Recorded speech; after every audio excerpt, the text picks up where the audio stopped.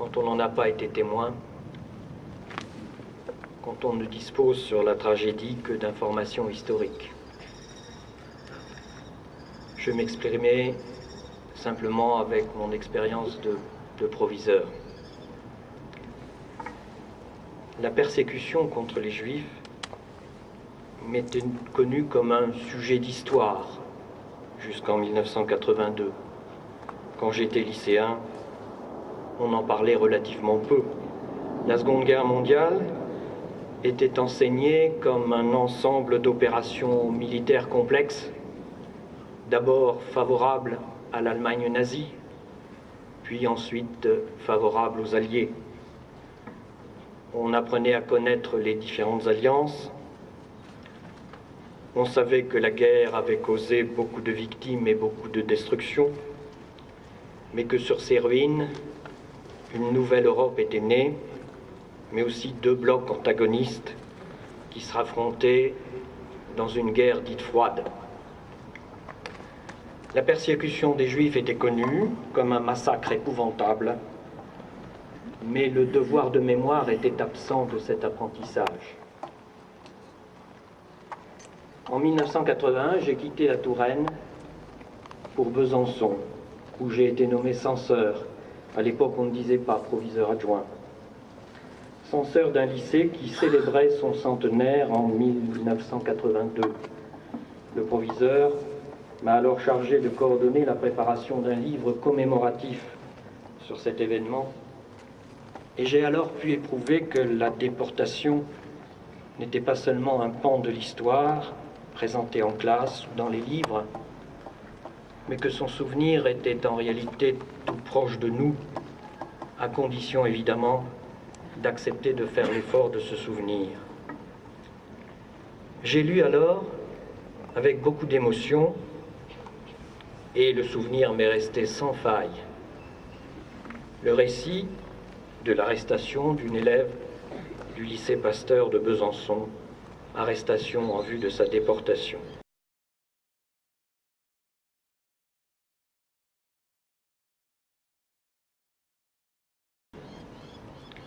Elle s'appelait Colette Gaucho. Je vais vous lire ce récit qui a été fait la première fois le 12 juillet 1945 par la directrice de l'établissement. Quelques élèves israélites avaient continué à venir au lycée.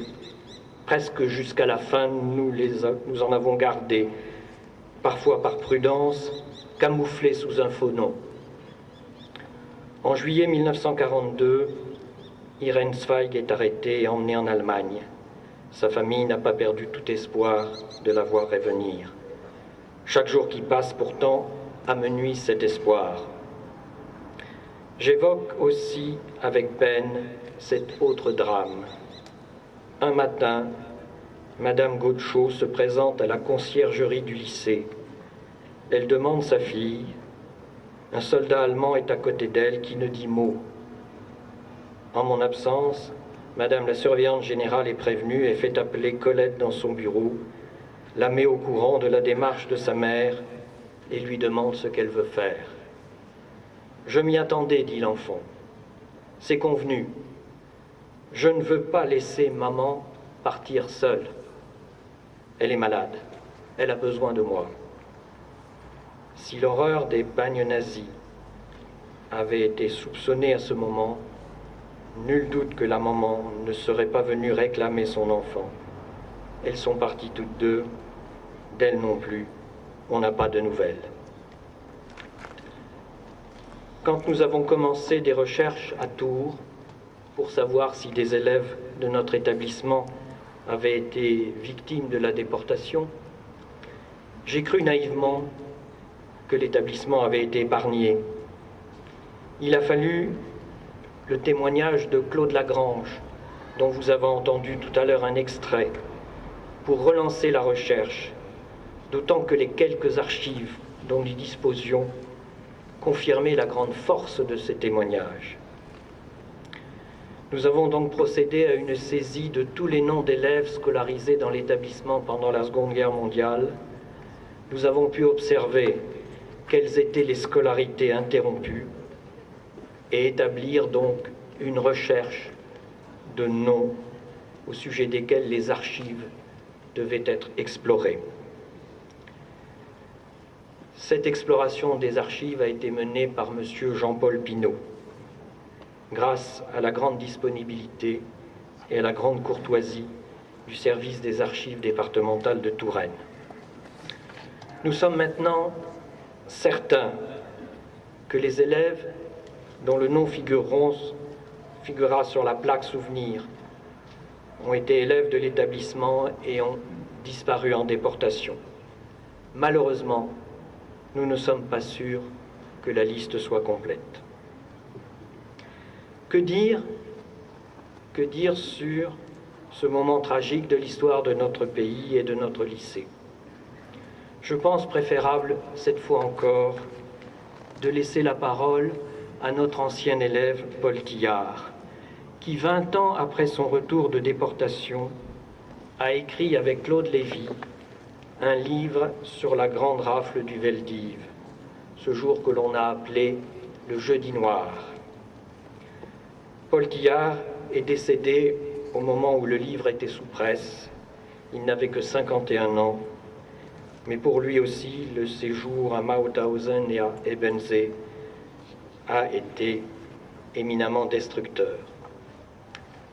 Événement parisien que la grande rafle du Veldiv, penserez-vous?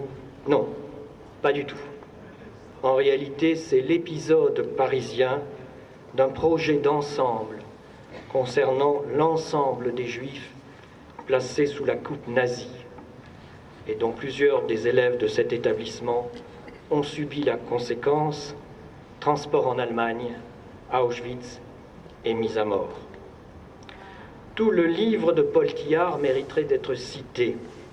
C'est un ouvrage documenté et savant, mais présenté d'une manière très pédagogique. Il a fallu choisir un extrait.